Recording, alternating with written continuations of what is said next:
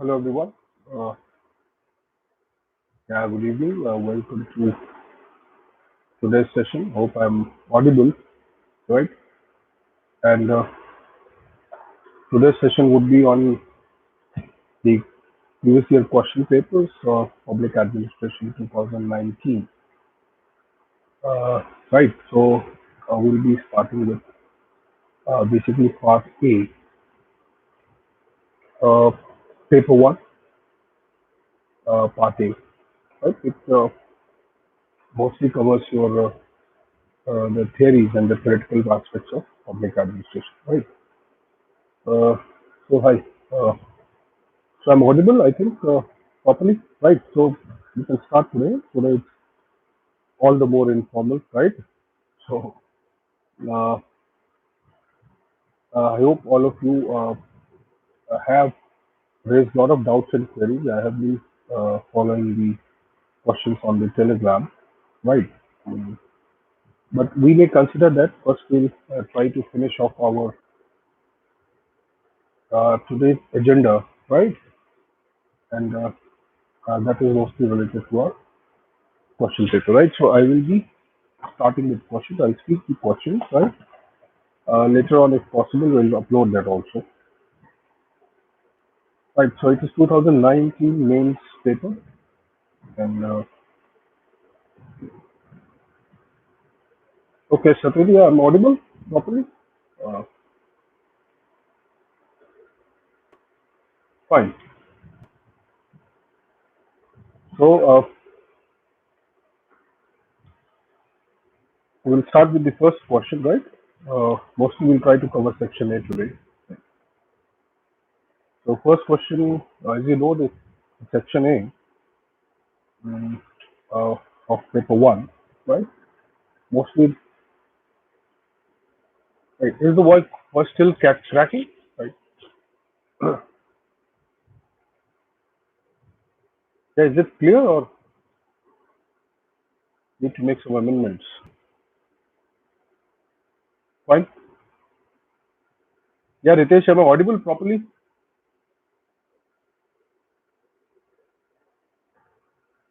Fine, so kindly let me know if you get any disturbance with the voice. Kindly let me know that. Fine. Okay. So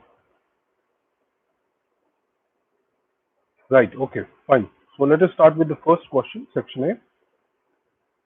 As you know, section A is compulsory and it has 5 questions, 10 marks each. Right. That is 50 marks. So first question is 1A. Public administration is constantly being reinvented because it is contextual. Elaborate. Right.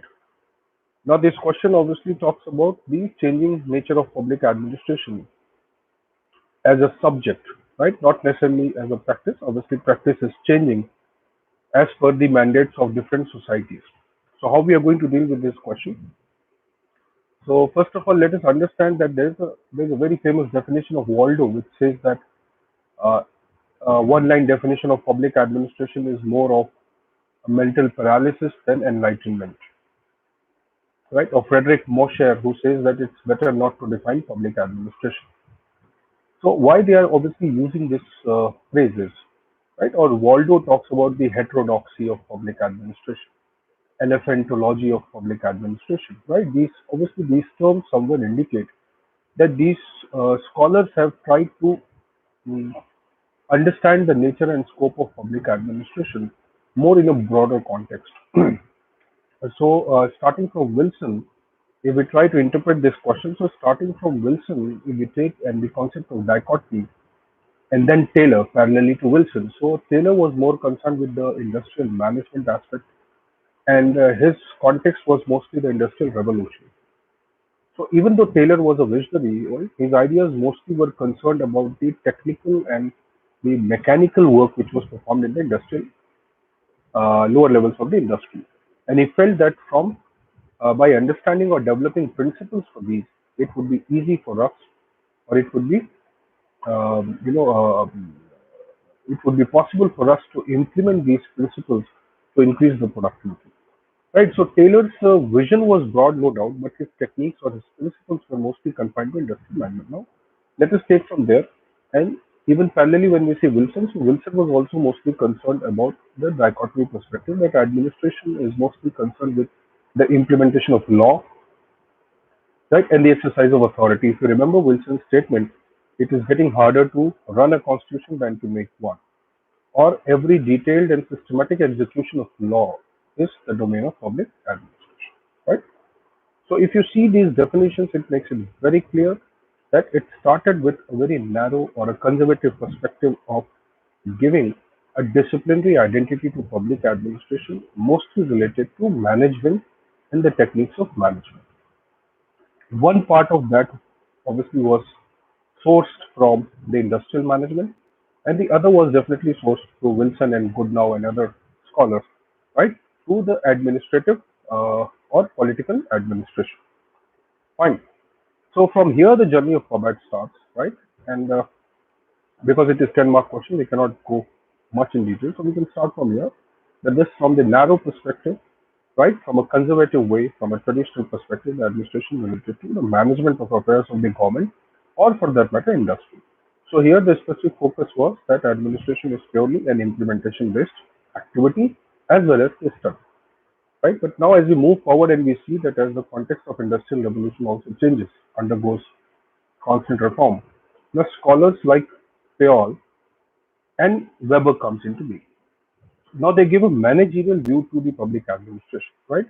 So from the Taylor's perspective of lower level, or you can say the shop floor level understanding, now it goes to the managerial understanding at the level of payoff. And finally, in the Weber's analysis, obviously the dichotomy was reinforced, right? We don't say that Weber did not reinforce the dichotomy, but he reinforced the dichotomy, but at the same time, Weber tried to place administration in the larger context of society to see how, in the American context itself, the public administration was constantly revising. Right? But later on, the post-war development, when we see new public administration comes, the public administration tries to include the normative aspects apart from the empirical ones. So it was purely scientific earlier. Now it started incorporating the empirical, the subjective aspects, society, justice, equity, poverty, and so many other things. Finally, public choice approach comes, while which tried to bring the market-oriented perspective, which was the need of the hour because it was the failure of welfare state which was criticized. So parallelly, NPA talks about a welfare state, right? And public choice approach talks about the failure of welfare state. It is in a post-war scenario, obviously, the emergence of comparative public administration, international politics, and international relations now takes out public administration away from the Americanization or American perspective. Now that it was giving it now a broader understanding, right? Non-Western perspective, non-Western countries. We try to understand all that. So you see, as we trace this chronology of the events as well as the academic developments in comment, it makes it very clear that it is constantly reinventing itself, right? When NPM, new public management comes, that is a pure reinvention. Globalization comes, a pure reinvention. Fine. Technology comes, again, a kind of reinvention. So you can understand that way, that through various phases, through various social contexts, through Western and non-Western, you can say, scenarios, the administration is constantly evolving, and new public administration three obviously brings some new perspectives to that, right? It continues with the older perspective, but gives a totally radical change to the American public administration. Yeah, there are a lot of things that can be added, Ritesh, but the logic here is that we have to understand the broad contours of public administration, right? So this is how we could have dealt with this question, and contextual nature would have emerged. Why? Because it was American context, then it became the non-Western context, and then somewhere it became the global context, right? Under globalization. So considering these contexts and the kind of approaches that emerged, it is quite clear that Waldo's definition, that one line definition of combat is mental paralysis and enlightenment, is totally correct, right? This is how you should have dealt with this question. First, B. Bureau pathology denigrates competence in organizations. Explain. Obviously, bureau pathology is a term which is used by various scholars including Warnock, uh, Robert Merton, Selznick. Okay, and likewise, so a lot of scholars have used this term to indicate that the the bureaucracy, the people working in the bureaucracy, right, they suffer from a particular type of disease. What is that disease? The specific attributes and characteristics which they acquire. Also, their excessive, love with the authority. Right? There was a question I was seeing in your Telegram discussions. Administrative elitism. Right? Administrative elitism. The first characteristic of elitism is the obsession with authority, obsession with the position, and not with the purpose. The moment somebody enters the bureaucracy, it becomes quite obvious that it is a system of authority, and once they accept that they are in the position of authority, what happens? They start neglecting the very purpose for which the authority is given, that is the service. So, lack of service orientation is elitism.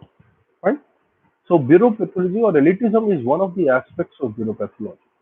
Obsession with power, obsession with details, obsession with procedures. Fine. A lot of scholars, Robert Michaels, has talked about iron law of oligarchy, right? Parkinson's law, Peter's principle.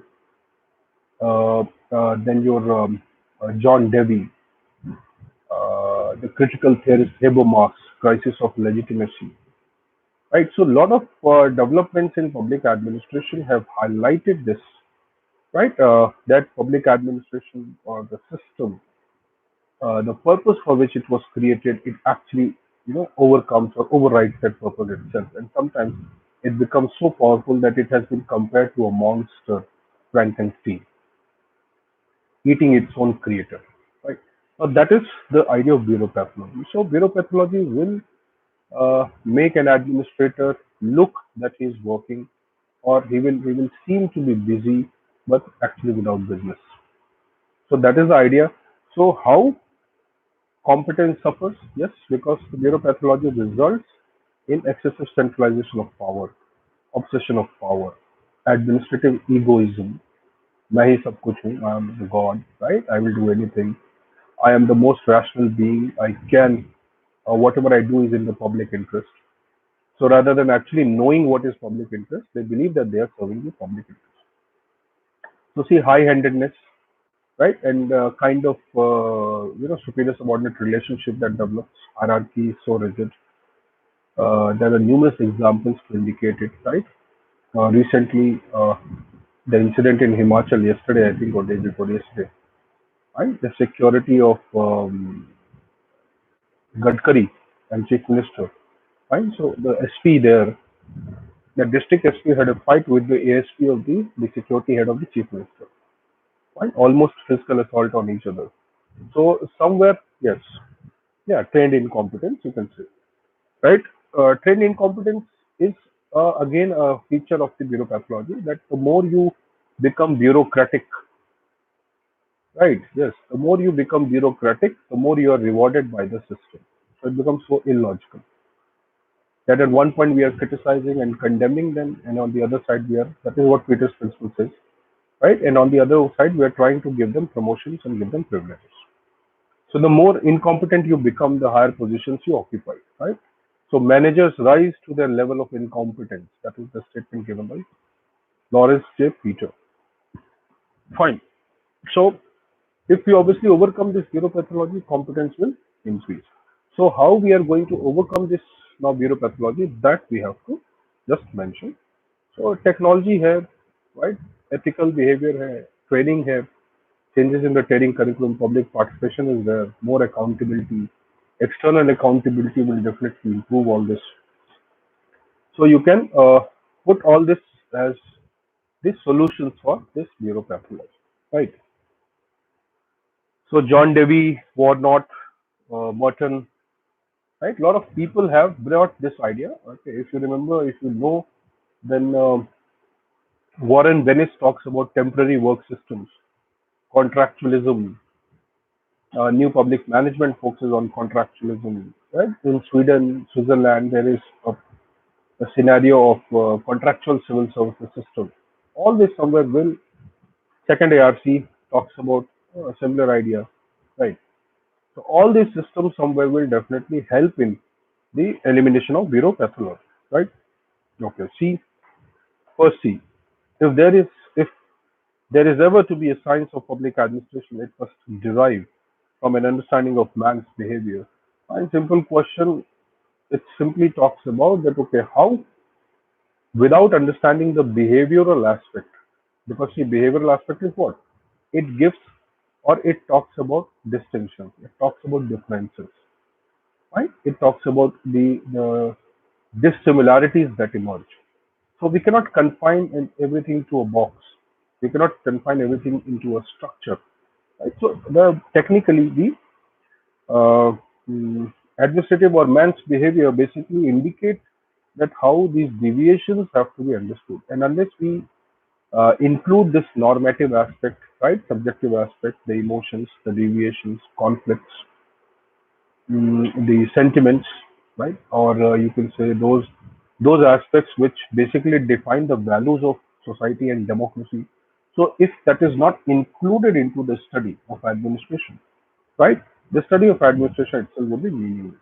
The same idea has been shared by Waldo, Paul Appleby, Peter Drucker, then your this scholar like Robert Dahel, who talks about science of administration's three problems. Fine. So there also he highlights the same thing. So unless we have an understanding of human behavior, unless we understand the deviations, unless we understand the true intention, right, the culture, the informal aspect, Mayo, Foley, all of them talk about the similar ideas, right? Later on, Angaris, Leckert. So if we don't understand it, yes, if we don't bring that into perspective, right, our nature of understanding of human behavior would be illogical or it would be elementary. If that is so, what we are studying is only the structure, and structure obviously, or the understanding of structure is very limited perspective of understanding the organization and its functions. And so that is the question that you could have dealt. First D, Chester Bernard, right? The functions of the executive injected the social in the study of organization, right? Explain in this context how the executive is expected to play a much greater role than a manager. Right. First of all, Chester Bernard's basic understanding should be brought here. What kind of scholar Bernard was? Bernard was a social system theorist, and he was a system scholar. He was a behavioralist scholar. Right? He was a full-fledged behavioralist, one of the most prominent full-fledged behaviorists. So he comes and he brings now, or he explores various dimensions of the organization which were not explored earlier, like communication, acceptance theory of authority, contribution satisfaction equilibrium, then zone of indifference. So he talks about informal organizations, a role of a manager. Now he talks about in his book The Functions of the Executive 1946, right? He talks about specifically uh, that okay how a manager can transform into a leader. Basically, that is his idea. And he believes that the executive role or the role of the manager, which has been visualized till now by the classical scholars or traditional scholars, is not actually the role of manager. His role is much more complex. So he talks about a concept of complex morality. Right? He believes that every decision that a manager makes, right, every action that he takes in the organization has two aspects: one formal, one informal. Right? One which is visible directly, and one which is hidden, which is latent. And there he talks about the complex morality. So he says that every decision that you take, every authority that you exercise, every word that you utter, every communication that you make, right, will have several repercussions. But your classical approach, traditional approach is helping us understand only what are the direct consequences and not the indirect consequences. So he talks about how an executive must actually act to transform himself into a leader. So he comes with this idea that we actually don't need a manager, we need actually a leader. So he talks about establishing certain things or what roles managers should perform or executives should perform in the organization so that he does not remain just a manage, right? So establishing communication, promoting informal organization, understanding the importance of inducements and incentives, that is contribution satisfaction equilibrium, right? Then he talks about communication as the bedrock principle. So he also proposes that the formal system must also try to promote the informal aspect, right? So he talks about these aspects. Plus, he's also talking about training. He's talking about planning. He's talking about decision making, right? Socializing process and individual process and the social process, right? So that various aspects you can say of organization were visualized by Bernard, which were further taken up by Simon and so many other scholars. So his entire idea that organization is a system and it is a social system, which seems to be obviously as a continuance of the ideas of Pauling, right, gives us a totally new dimension to the way we were understanding the organization, and that is the biggest contribution of Bora. Right. So it's important to understand what is his book, that is Functions of the Executive, talks about. Actually, this is actually given in Prasad and Prasad also. Briefly, it has been talked about, and in your Sapru's book, the Administrative Management, it is given in much detail. 1E. Delegated legislation has become the strategic tool in the hands of the executive despite its utility. Right? What does it mean? It's simply talking about the criticism that a system which is given the authority to implement things, that is executive and administration, they are the ones who are exercising the authority, implementing the authority, using authority to implement things, and at the same time they are making and formulating these things. So the law-making function in a parliamentary democracy, and then we talk about separation of power as the hallmark of the restriction or the idea of constitutionalism, and restricting the misuse of authority and discretion by these people or different organs of the state, right? Even though we don't follow strict separation, that does not mean that we violate the principle, right? Or we should violate the principle that we don't want. So here, the idea is that okay, the concept of new despotism that we say, right? So executive is exercising authority, formulating the laws, implementing the laws, and somewhere it is adjudicating the law. So tribunals have quasi-legislative functions have, quasi-judicial functions have, and purely administrative functions have, right? Somewhere this creates a big problem of monopoly of administration or executive in the functioning of the governance, right? So this question was asked from that perspective. Of course, when we talk about administrative law or delegated legislation as one of the aspects of administrative law, it becomes quite obvious that it is a necessary evil, right?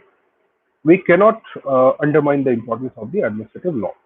But the only problem is that, okay, how we are going to make it accountable. So when we talk about Dicey and the Droit administrative system, right? So Dicey's vision of the rule of law was quite limited, and probably he could not transcend beyond his own context, that is the British legal system. And his criticism of the Droit administrative was also based on that. But when we see a brighter side, a constructive side of the Droit administrative, we'll realize that it was a system which was well designed to give discretion and to ensure accountability at the same time, right? Efficiency and responsibility at the same time, speed as well as scrutiny at the same time, right? And that is what a good suggestion would be. Regulatory institutions, regulatory mechanisms, yes, we have a lot of them, right? Competition Commission of India, Chief Information Commission, Lokpal as an authority we have right now, Lokayuks we have, regulatory institutions are there, right? They are basically the institutions created for this purpose, right? But then problem is that in most of these institutions we have the bureaucrats as well as the judicial members, and most of these specialized administrative or regulatory institutions we have mostly they are manned by the experts and the bureaucrats. So that is a big problem, right? Try was like Supreme Court almost discarded the government's intention under try, kind of creating try. It said that okay, how can you have one member regulatory authority? Right? Something seems to be illogical. Right? And obviously, yes, the larger aspect of ethics and governance. So training, curriculum changes, sensitivity, a lot of things we can do. Fine, technology, all that can go into this. Fine, but delegated legislation cannot be totally discarded. That is the need of the hour. The more complex we become, the more specialized we become, we need it. Fine? Neither a paradigm nor a panacea for all the ills of government, right? It may be a more useful approach when other methods fail in providing public service, critically evaluate. Now, obviously, the logic is that we cannot undermine the importance of governance. And whatever we say,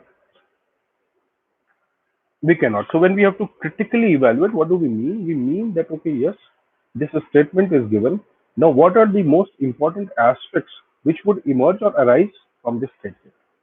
So, can we evaluate this statement in certain dimensions which are most dominant aspects of this particular statement? So, you have to identify the important dimensions here, and then you have to evaluate their utility, right? Positives or negatives.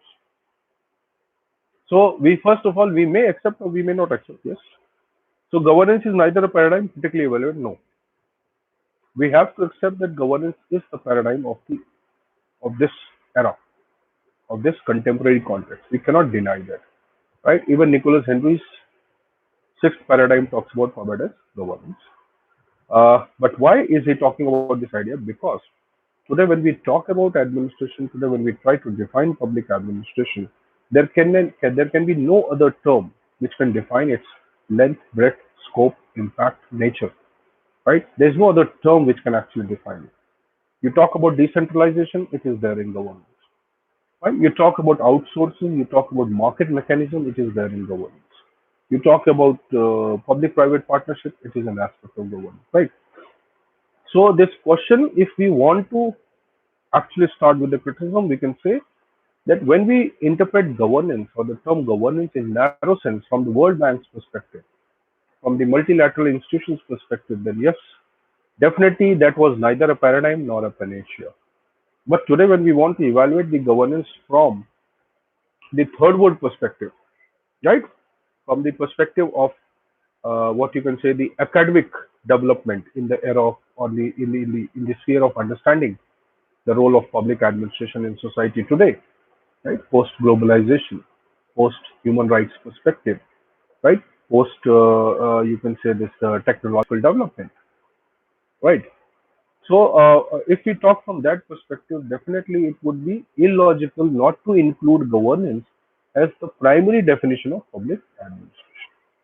So whether we talk about society, whether we talk about cultural developments, right? Whether we talk about ethical aspects, right? Everything, every idea somewhere stems from the concept of governance, right? But yes, not the World Bank's perspective, but today's scenario. Or when we talk about governance, or good governance, not just as a means, but as an end, right? Not just as an end, but as a value. So there are two perspectives. One is the normative perspective. One is the empirical universal perspective. The universal perspective was discarded. The normative perspective was criticized because World Bank was trying to prescribe it. But today, when we talk about indigenous approach to governance, right? So we cannot totally accept it. So critical evaluation would be that we have to somewhere, because it is a negative statement. Now you critically evaluate means what? You have to somewhere praise or support the governance perspective, right? So you can start with this logic and then bring the idea of good governance. And if you have the content of second ARC and how second ARC talks about good governance in Indian context, so you can give an example that let us analyze the good governance or concept of governance in Indian context, right? Yes, if we say as an idea, governance is neutral because it does not give us a qualitative understanding of what is the nature of this governance. So adding good to it is removing the neutral character of governance and giving it a more positive meaning, right? And so we accept that governance in that regard, as it started off, may not be or would not have been a paradigm, right? But the agenda of good governance becomes a paradigm. Multilateral institutions, when we talk about sustainable development goals, right? We talk about sustainable development itself, environmental governance. We talk about international cooperation in trade and development, disaster management, terrorism. Definitely, the need of the hour is governance. The need of the hour is not government. We don't want more government. We don't want more bureaucracy. Right? We don't want more institutions. but we want these institutions to work effectively, and that is what the focus should be. Fine. So this is how you should have dealt with this question. Second B, with the entry of the concept of good governance, see the same question. The discipline of public administration has shed its statist character. Explain. Simple explain करना है. Fine. So public service paradigm मतलब क्या है? Fine. How if you talk about public service, right? Public service has to be studied or understood in the larger context of this society today. So public service cannot be understood in the context of bureaucracy and the state.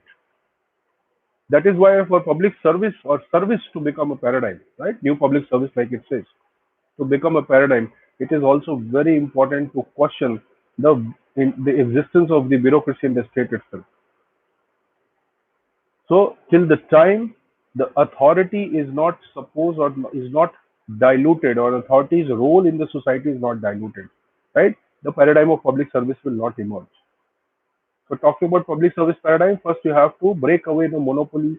You have to come out of the understanding that okay, bureaucracy should be a structure in society at all, right? So public service paradigm will emerge when the bureaucracy as a structure dies down, right, and public participation emerges. Decentralization becomes the rule, not an exception, right? And public participation is not a glorious statement; it becomes a reality.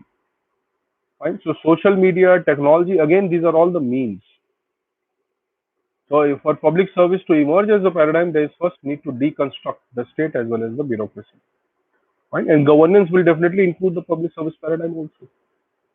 Right? Governance, when interpreted in narrow sense that it is only about market-driven governance, then actually the drawback is there. Right? Then we say that governance and public service paradigms are different, but that is not the reality. Okay, governance is not just a market-driven paradigm. That is what we were trying to explain in the answer. So fine, with the entry of the good governance concept, the public administration has shed its statist character. Right? So it simply means that the agenda of good governance cannot be led only by the state and bureaucracy. Fine. So public administration as a subject which kept the state and the bureaucracy as the center of all the developmental activities, legal activities, security, defense, equity, justice, everything. And even though in the countries where the pub had originated, they themselves did not accept these ideas. And that is why there was a lot of gap in the theory and practice of pub. So the countries where this itself was developed, fine, they did not totally accept these ideas. But most of these ideas got an acceptance in the third world countries. So the bureaucracy-led development, bureaucracy-led transformation, bureaucracy is the central institution of any change, authority, inclusion, and punishment, anything. Okay, that kind of logic totally changed. As the concept of good governance comes, it was realized that we are, if we talk about more and more government, right, there will be no good governance. So that was the more you can say the radical idea with which the good governance comes. That okay, no, it is not about government, but it is about governance. Fine. So you had to discuss that okay, how the statist character was lost, right? How the power was shared, how it is a multi-actor paradigm. All the institutions have to work together, and only when they work together, right, then the specific goal or the realization or achievement of the goals is possible. Right. So without involvement of the outside actors, the informal actors, right, it would be impossible to achieve the goals of good governance. So it was realized that the authority has to be diluted, right? The centralization has to be discarded. The structural perspective, structural view of organization has to be discarded. We have to integrate more of the public sentiments, values, cultural values, context, a specific region, territory, community into the process. So talk about northeastern development, right? You talk about tribal areas and their development. fifth and sixth schedule. These are all examples, right? 370, 371. They're all examples of how we have to nurture, right, this idea of good governance by diluting the role of the state. And even when we talk about these examples, so the status character is diluted. Local government status character is diluted. But again, the drawback is that most of these reforms are led by the government. They are initiated by the state and not by the people. But RTI is an example which can be said, yes, anti-statist character. What is that? When we talked about this social audit, yes, anti-statist character. Right? So you can bring these perspectives, but yes, globally the concept of good governance definitely has discarded that the central actor's role or bias of the government in the society. Second C, has NPM failed in promoting a democratic polity? Analyze in the context of individuals as citizen and individual as customer. Right? This is also a good question. First of all, NPM never comes in the context of democratic governance. Right? New public management was a consequence and aftermath of globalization and neoliberal movement. Right? And what was the focus of NPM? Was to bring administrative reforms, to use techniques, tools, structure, design, operations of the private sector into the government sector, and to an extent, change the values, the culture of the government administration. How can this be done? This can be done through multiple ways, right? We talk about desegregation, debureaucratization, right? Disaggregation, what is that? Democratization, decentralization. A lot of D's are there, right? But ultimately, the purpose is that the the government, or you can say the administration, right, definitely needs to review its role as well as its character in the society. And that is why they call the word, that is what they talked about, yes, the reinvention. So that reinvention was not just in terms of tools and techniques, that reinvention was in terms of understanding the utility of bureaucracy and administration, traditional administration, in the context of the democracy or modern democracies. Then their utility in the era of good governance. Yes, that was the idea. So if you talk about the Al Gore report, right, the Al Gore report that was there in US, and obviously the Reagan era, the kind of criticism Reagan era had done of bureaucracy and how the bureaucracy was bashed in that era, but you will actually understand that what was the cultural orientation of the government at that time, and how the government itself was a kind of corporate government. Fine. But all said and done, yes, NPM became a kind of craze, a kind of, you know, standard reform movement. Almost 40% of the countries between 1990 to 2002, 40% of the countries in the world went for NPM reforms.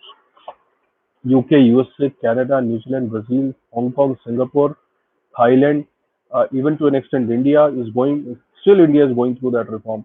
So many countries of the world, they went through these reforms and they did a lot of changes to them, right? In fact, in Singapore or Hong Kong, you'll find that, or Thailand, right? They started calling the governors or regional heads as CEOs,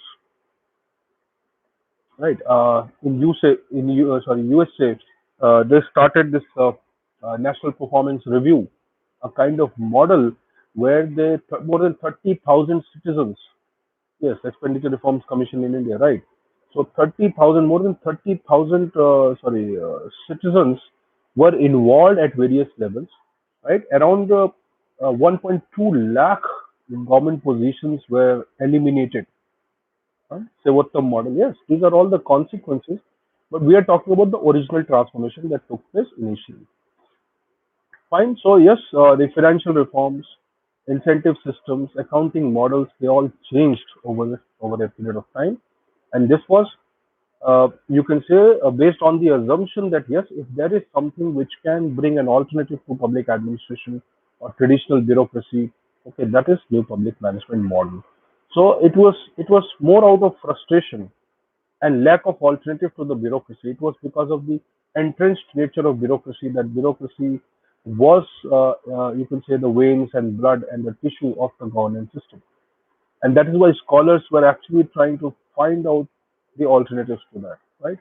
So Christopher Hood, Larry Kickert, fine, Osborne and Gabler, and there were a lot of other scholars, Chase and Dunn, right? There were a lot of scholars who brought, you can say, this perspective of new public management, and ultimately NPM, right, uh, uh, came with the value system of the efficiency, economy, and somewhere you can say the modern corporate value system, right? Now, in this context, if we want to criticize NPM, we can say yes, NPM first of all did not focus on the democratic governance. That means it did not focus on political system. It focused only on administration. In that context, it brings the dichotomy alive. First of all, secondly, NPM, we use a dilemma, right? We talk about a dilemma that, okay, in NPM believed that it can completely replace the bureaucracy, but it was not true. Why? Because bureaucracy was equal to techniques plus values, whereas what NPM was replacing was only techniques and not values. So what about constitutional values? What about accountability? What about public accountability, right? External accountability and so many things, right? So in that regard, we are criticizing that it was more market-based value. Fine. This is known as Wingast paradox. Wingast paradox. Fine. Wingast. Wingast paradox.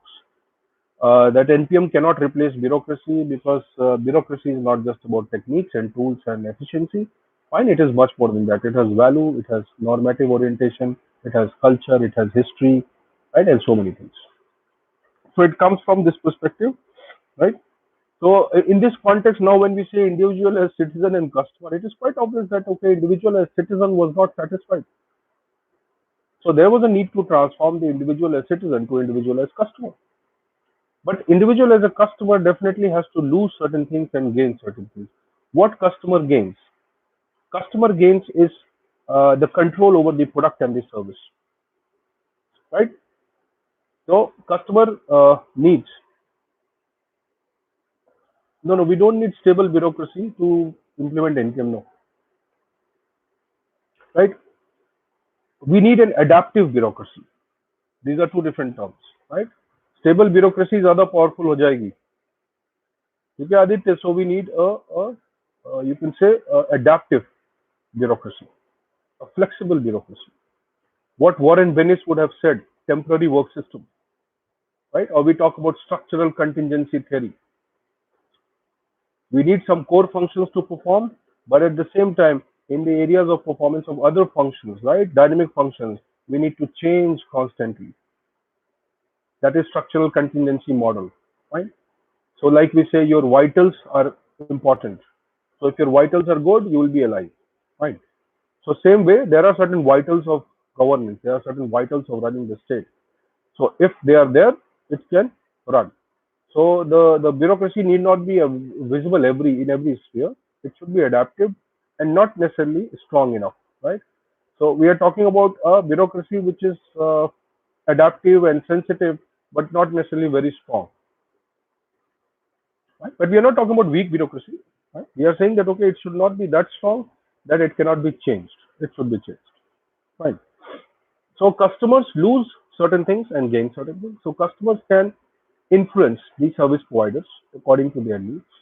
Right? Customers enforce the external accountability which was not there in the bureaucracy. Customers demand value, and more or less these public managers, the government officers, right, who are called as public managers under NPM, they promise to create value for them. Right? Every money that is spent, right, should add value, else they will be accountable for it, right? So, a lot of benefits happen to customers, and customers somewhere are, no doubt, the motto is that happy customer, okay, means the progressive or efficient organization, right? So, that is the mantra which this follows, the corporate model, right, or the NPM model. But what customers lose out on? Obviously, the public managers or entrepreneurial bureaucrats are like salesmen, right? They club services, they incentivize for using services, but at the same time, right, they make you use such services probably which you don't need, right? And definitely the cost. which is incurred on the service or creation of an additional value in the service is passed on to the customer. User fee, user charges, okay, compensatory fines or compensatory charges, a lot likewise, right? There are a lot of charges which can be imposed. Cess hai, ye hai, wo hai, sab to it was all NPM model only, right? So the citizen somewhere obviously the citizen perspective was much more powerful in influencing the government, whereas the customer perspective is not necessarily directly influencing the government. Right. Also, when the customers, there are more interaction of customers with the system, there is a need for protection of the customer rights. Whereas when you're interacting with the citizen, when you're interacting as a citizen with the government, right, your constitution automatically protects your rights. So as citizens, you have your rights are duly protected. Right? Institutions are automatically accountable to you through a mechanism which is already provided elaborately. A rule of law becomes more of a reality, but when you are a customer, these things may not be actually visible. Also, there is a lot of discrimination, and customers may be treated differently as per their paying capacity. The same does not hold true for citizens. So everybody will get a vaccine, not necessarily somebody will get a vaccine first because he can pay more, right?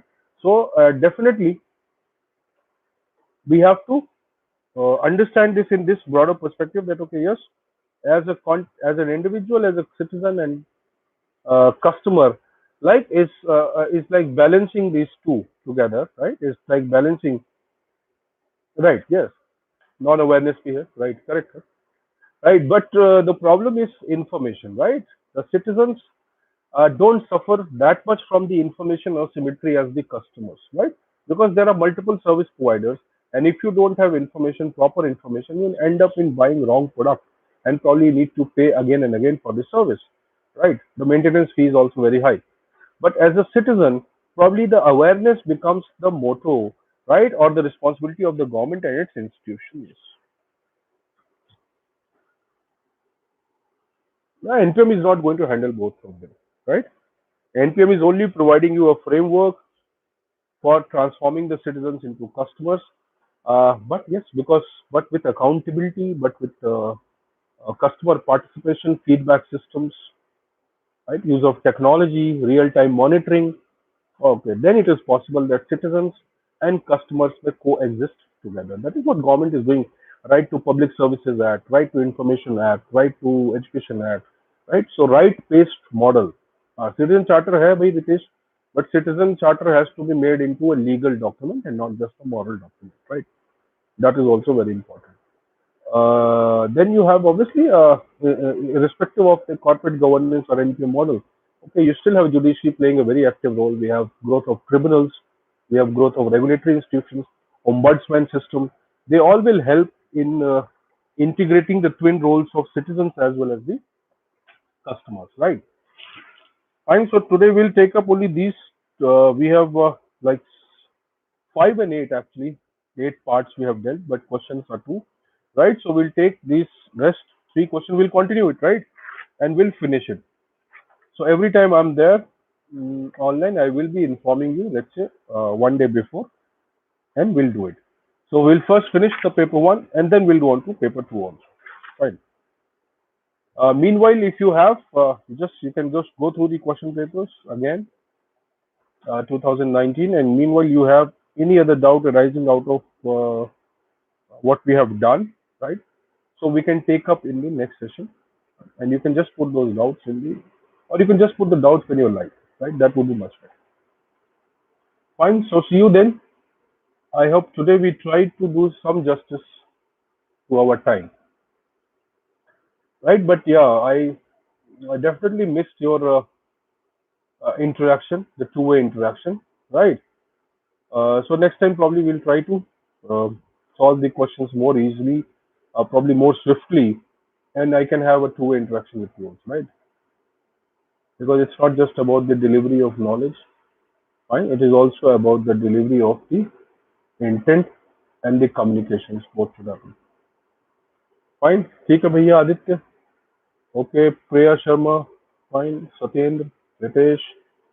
Fine. See you then. Thank you so much. Good night. Okay, bye.